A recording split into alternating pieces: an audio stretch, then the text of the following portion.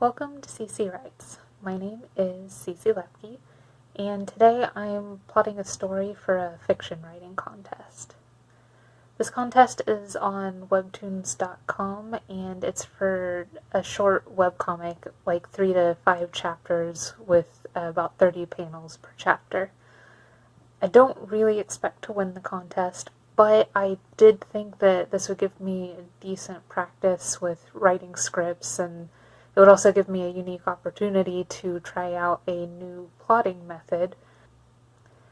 I'm really excited to give this new plotting method a shot and see if it's something that might work better for me in the futures. So,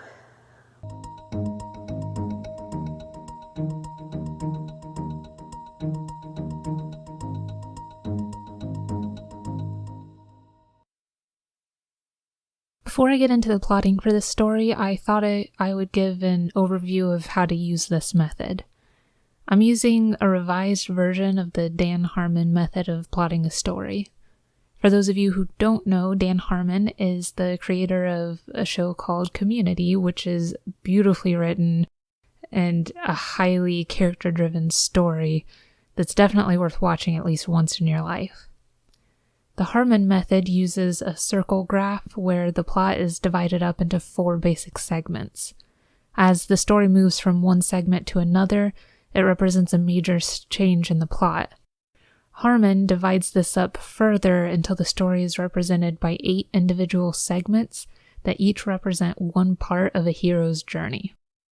This is where I revised the method a little bit, primarily just to match the vocabulary that I typically use to detail how a story works. The way that I think about this plot structure, each segment of the graph represents story conflict, and each dividing line represents a decision or a major point of change.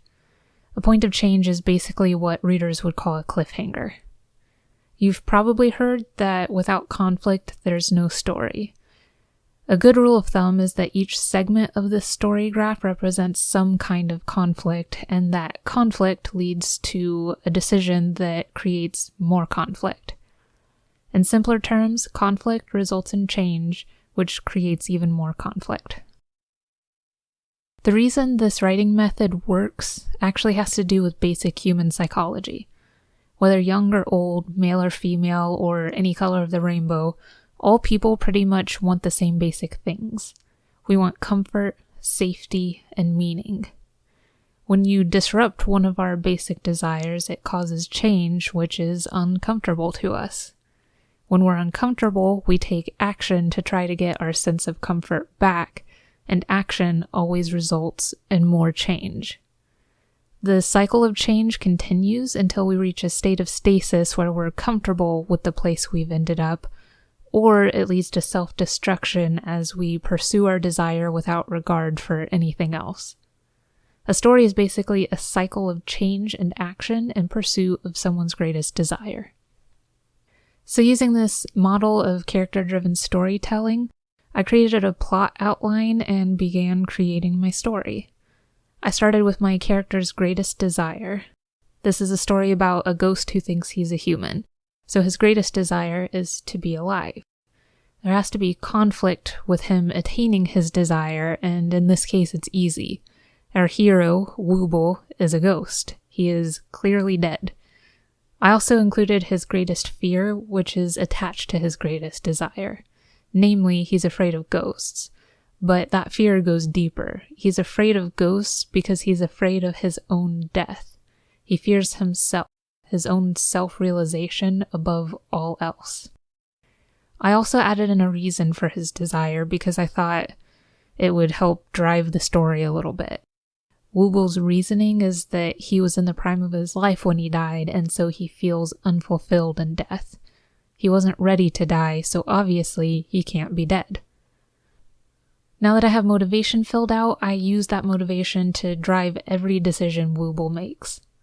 Just like in my graph where people keep taking more and more action so they can fix the disruption in their life, Wooble follows the same pattern of taking further escalating action to try to be a living person again.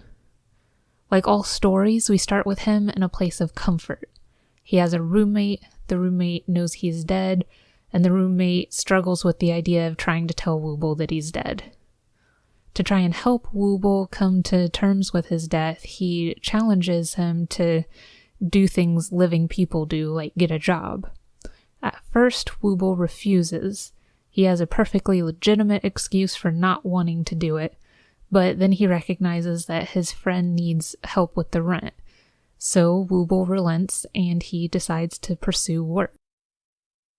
But it isn't that easy for a ghost to get a job in Portland, Oregon, and he struggles as people in the world either can't see him or are afraid of him. He also comes across a road that gives him the creeps, and he decides to avoid it. Finally, he meets a cute girl who decides to help him out, and his immediate goal is achieved. But all still isn't perfect.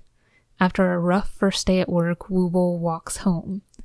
He sees the creepy street looming in the distance and decides to take a detour, only to end up at a graveyard. At the graveyard, he sees his mom, and he goes to say hi, but she can't see him. She's crying over a gravestone, and when he looks, he realizes it's his name on the grave marker. Wooble runs away and bumps into the girl that helped him before. Distraught, he tells her that he's dead, and she tells him just because he's dead, it doesn't mean he's not human. She kisses him, and they decide to start dating, and meanwhile, Wooble goes back to pretending that he's alive. The roommate is uncomfortable with their relationship. He keeps trying to get Wooble to admit he's dead, because he thinks that Wooble pretending that he's alive is really mentally unhealthy. Wooble becomes more and more irritated, and his outbursts get more terrifying by the day. The roommate can't take it anymore, so he leaves and he sublets the apartment to Wooble's girlfriend. One day, Wooble finds his girlfriend crying over a photo. When he looks at it, he realizes it's a picture of the two of them from when he was alive. Wooble panics, and she tries to explain, but he runs away. He finds himself at the same creepy road as before, but now he musters his courage and walks down the street. Wooble begins to remember things from his past that he didn't know he'd forgotten. He starts to remember his girlfriend and the last semester of college. Then he remembers his own death at the hands of a drunk driver on that road.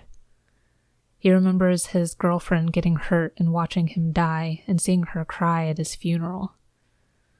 He decided that he had to stick around to take care of her, but the longer he stayed, the less he remembered.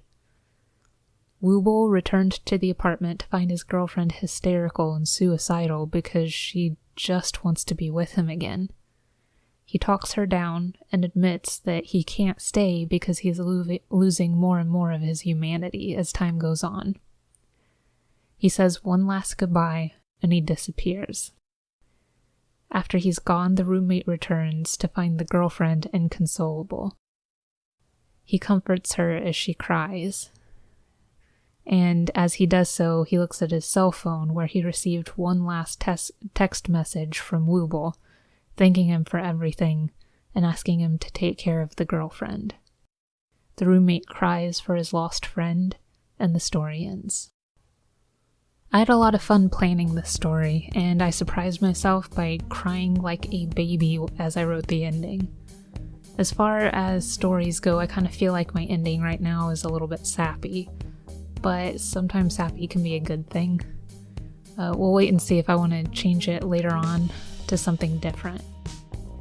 And next time, I think I'd like to make a video where I learn a little bit more about script writing and storyboarding so I can plan out the look of the comic that I want to upload.